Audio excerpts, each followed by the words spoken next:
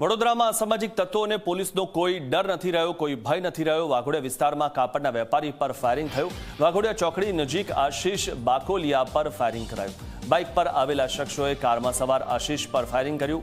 ગોળી વાગવાના કારણે આશીષ બાકોલિયા ઘાયલ થયા છે અને ઇજાગ્રસ્ત વેપારીને સારવાર માટે હોસ્પિટલ ખસેડાયા છે। કોણે કયા કારણોસર ફાયરિંગ કર્યું તેની તપાસ હાથ ધરાઈ છે।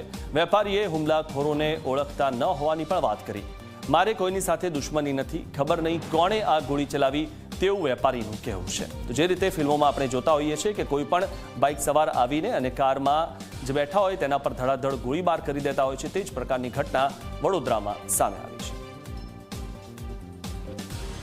अपने घर जा रहा था तो वाघोडिया चौकड़ी पे ग्रीन सिग्नल था, मैं गाड़ी चला रहा था। साइड से दो लोग आए और उन्होंने मेरे को गोली मार कर भाग गए। बातचीत नहीं हुई सर, गाड़ी चल रही थी तो मैं गाड़ी शीशे बंद करके ही चलाता हूँ। बस वो एकदम से गोली मारी। पहले तो मुझे समझ में ही नहीं आया हुआ क्या। जब थोड़ा सा होश संभाला मैंने तब मुझे पता लगा मेरे हाथ में गोली लगी है।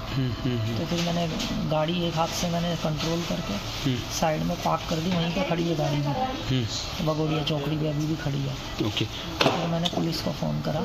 उसके बाद फिर मुझे हॉस्पिटल लेके गए और इनिशियल ट्रीटमेंट मेरा भी चल रहा है। वडोदरा शहरनी वाघोडिया चौकड़ी पर एक भाई व्यक्ति पोतानी फोर व्हील कार में जता था। एमने ओवरटेक करी बाइक पर बे जण आवी एमने फायरिंग करेलू छे। एमने जमणा खभा पर गोली वागी छे। हाल एसएसजी में सारवार हेठळ छे अने वडोदरा ग्राम्य पोलीस अधीक्षक साहेबना मार्गदर्शन नीचे एलसीबी, एसओजी, अमारू डिविजन, डीवायएसपी ऑफिस अने समग्र जिल्ला वडोदरा जिल्लानी पोलीसनी टीम तमाम थाना अधिकारीओ आ तपासमां लागेला छे। साथे साथे शहर पोलीस पण मददमां छे। साथे કેટલા રાઉન્ડ ફાયરિંગ કરી હતા એ એક્ઝેક્ટ હજી ખ્યાલ નથી। જે ભાઈને વાગ્યું છે એ સારવાર હેઠળ છે। એ જ્યારે થોડા વ્યવસ્થિત થશે અને સ્ટેટમેન્ટ આપશે ત્યારે ખ્યાલ આવશે।